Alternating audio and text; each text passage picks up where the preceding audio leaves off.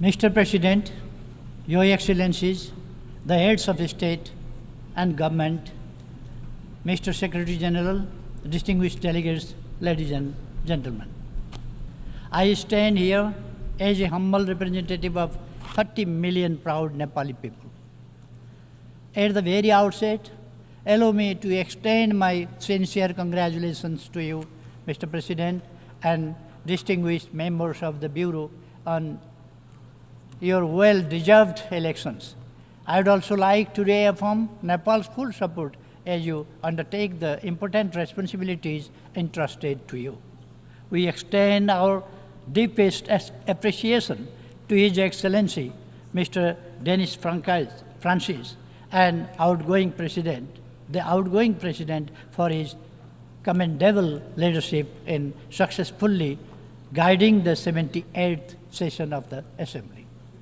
Our highest accolades are due to the Secretary General, Mr. Antonio Guterres, for his tireless dedication to reinforcing multilateralism and tackling global challenges.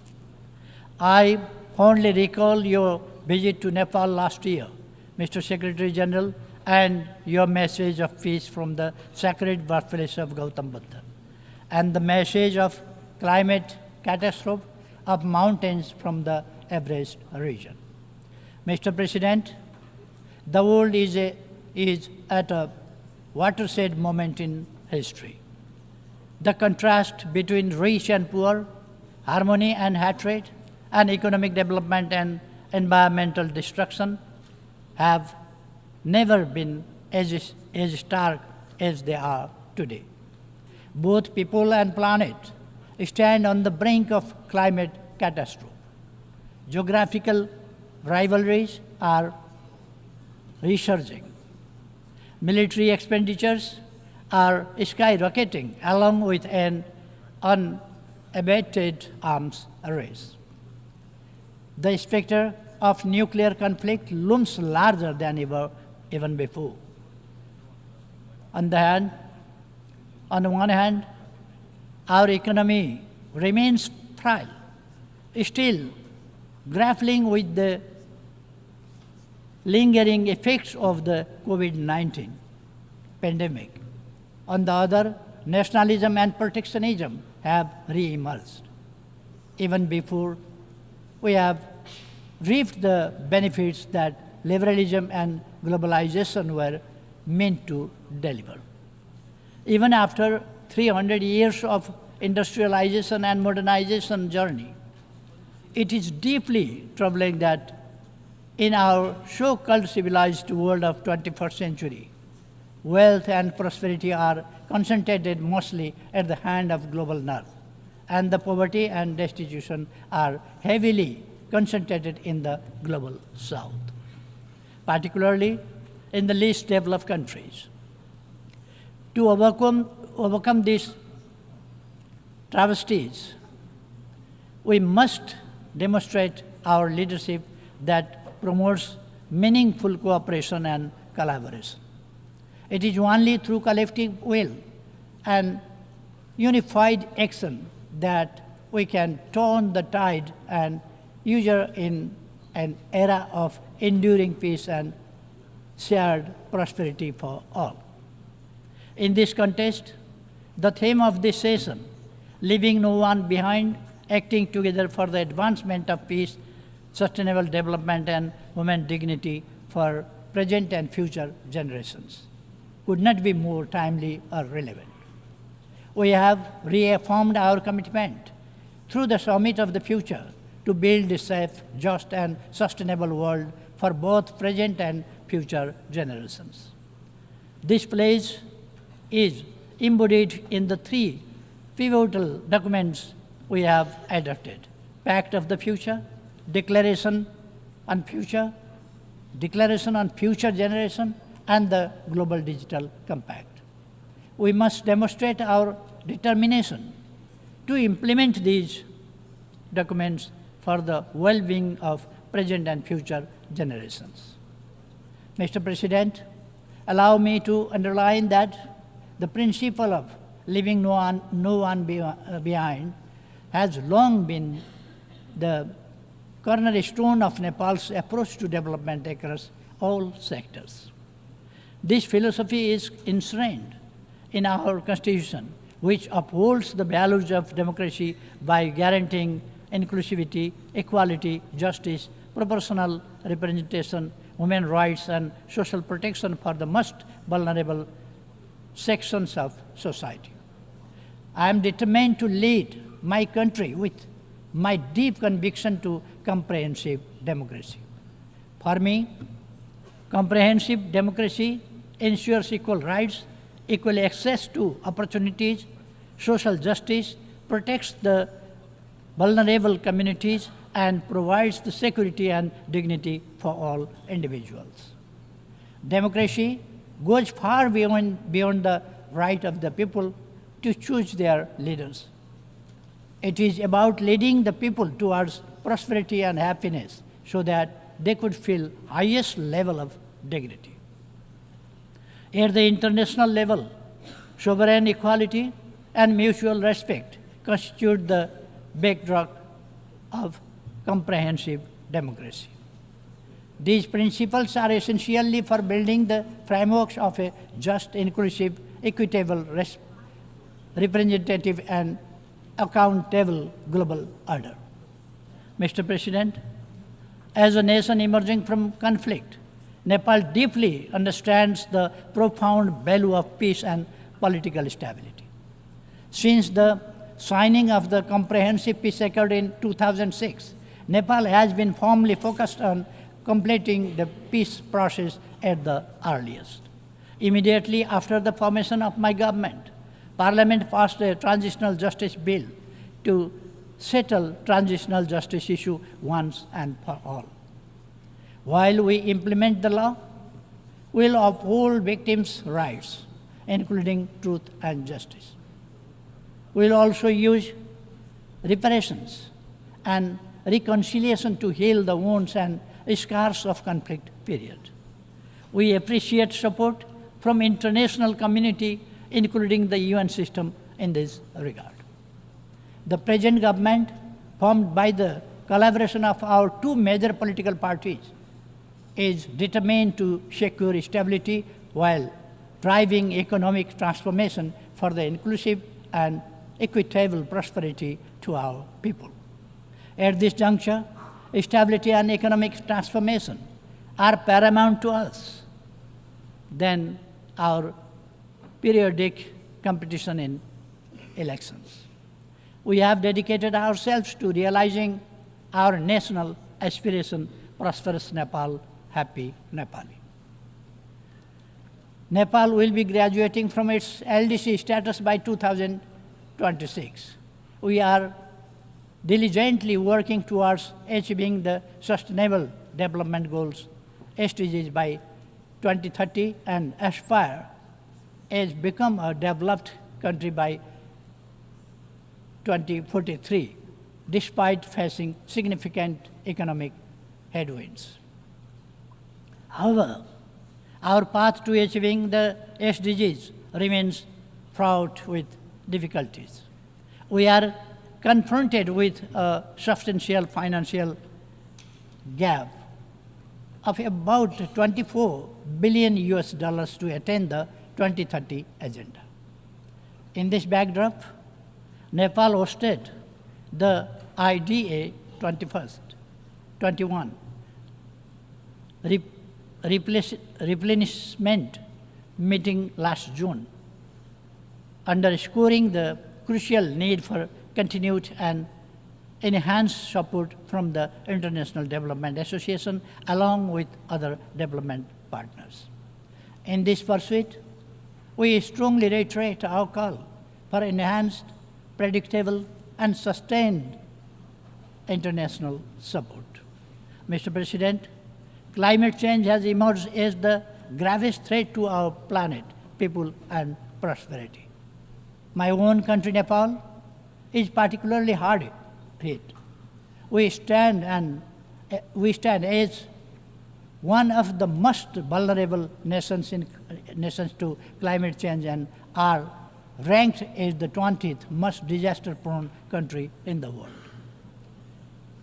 Of utmost concern is the alarming rate at which the pristine Himalayas, often referred to as the third pole, are losing their vast snow reserves. This loss threatens water availability for billions of people living downstream, extending far beyond the borders of my country. Nepal has usually been contributing to the health of our planet through its forests, mountains, and rivers. Yet, despite these efforts, we continue to bear the brunt of climate change. In this context, we call for climate justice. Our mountains play a crucial role in regulating the climate and ecosystem of oceans with their snow-fed rivers flowing down to the oceans. Nepal's Himalayas, as a natural climate stabilizer, help maintain a cooling system in a region situated in the hottest zone of the planet between the Tropic of Cancer and Capricorn. Given their significance, it is essential that the mountain agenda should receive the due attention in climate negotiations. Nepal is steadfast in its commitment to the Paris Agreement and aims to achieve net zero target by 2045, 5 years earlier than global target. As climate change is a global challenge, it demands global action and collaborative efforts to address its widespread and cascading impacts. Adequate climate financing, including loss and damage fund, is crucial to support climate resilient measures and infrastructure for adaptation in developing countries, not least in LDCs. Mr. President, Nepal's land is blessed with the wisdom of enlightened great sages from both the Hindu and Buddhist faith, particularly the teachings of Gautam Buddha. This profound legacy has shaped our world view to seek global harmony, peace, and security. The values of love, harmony, tolerance, and empathy, as espoused by Gautam Buddha, hold even greater relevance today than they did over 2,500 years ago. But to our deep dismay, the world is increasingly distressed by division, suspicion, hatred, and enmity. Nepal firmly believes that dialogue and diplomacy are the sole means to resolve conflicts, including in Ukraine and Middle East. It is through love and compassion that hostility and hatred can be overcome, paving the way for lasting peace. On the issue of Israel-Palestine conflict, we continue to support a two-state solution where Israel and Palestine coexist peacefully and securely within internationally recognized borders, in line with relevant United Nations resolutions. We must address the worsening humanitarian crisis in regions such as Libya, Syria, Sudan, South Sudan, Yemen, and elsewhere. It is vital to uphold the principles of sovereign equality, non-interference as enshrined in the UN Charter, to ensure peace and stability. Consequently, we sternly oppose any form of unilateral intervention or sanctions. Mr. President, disarmament and non-proliferation issues must be prioritized. Nepal strongly advocates for the general and complete disarmament of all weapons of mass destruction. As the host country to the UN Regional Center for Peace and Disarmament in Asia and the Pacific, Nepal firmly believes that regional efforts, including the Kathmandu process, serve to strengthen the global disarmament regime. Technology presents a double-edged sword, especially for the least developed countries. If we harness it, we can make remarkable progress. If we fail, it will leave us further behind. We call for technology transfer to enable us to catch up. Mr. President, Nepal has always adhered to a peaceful, independent, balanced, and non-aligned foreign policy based on the principles of Panchashil, the UN Charter, international law, and norms of world peace. We conduct our foreign policy with profound belief in amity with all, enmity with none. Nepal remains committed to further strengthening its close, cordial, and constructive relations with its immediate neighbors and beyond, rooted in the principles of mutual respect, sovereign equality, territorial integrity, non-interference in each other's internal affairs, and peaceful coexistence. As the largest contributor of troops and police to UN peace operations, Nepal stands ready to further enhance its contribution to global peace and security. Nepal believes it is our rightful call for having commensurate representation in the leadership positions both at the UN headquarters and in the field, reflecting our significant contribution. Mr. President, Nepal firmly advocates for the reform of the UN system to make it more effective, democratic, transparent, and accountable.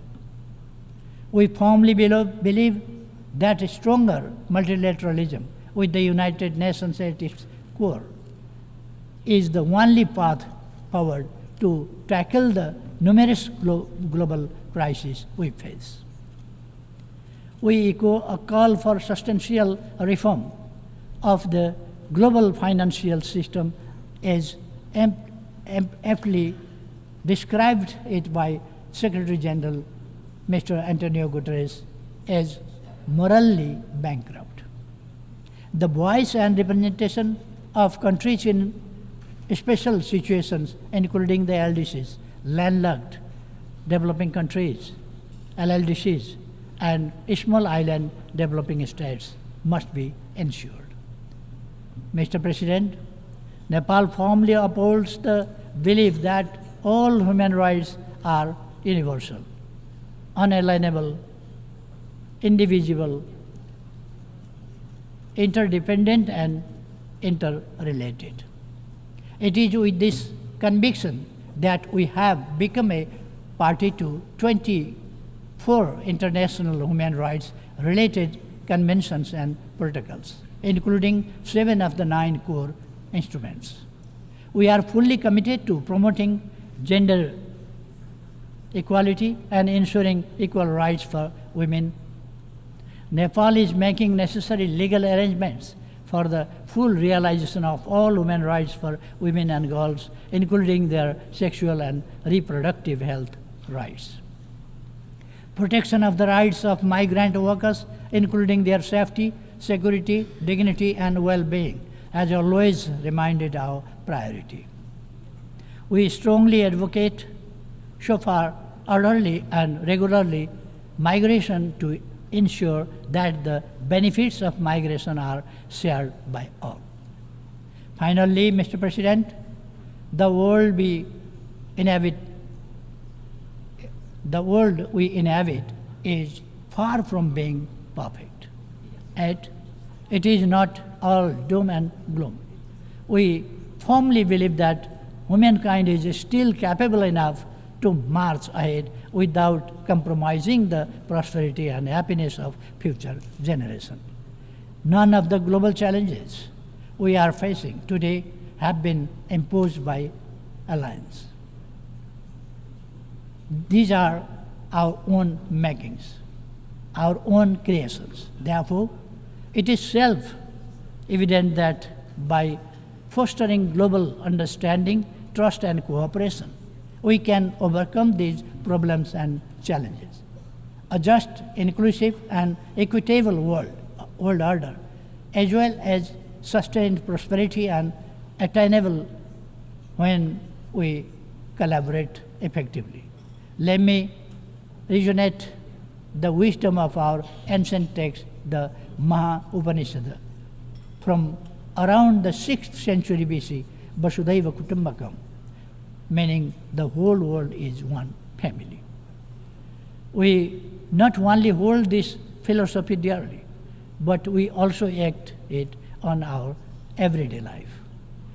With this constant conviction, Nepal is committed to playing its role to secure our shared aspiration of enduring peace, progress, and prosperity while leaving no one behind. Thank you.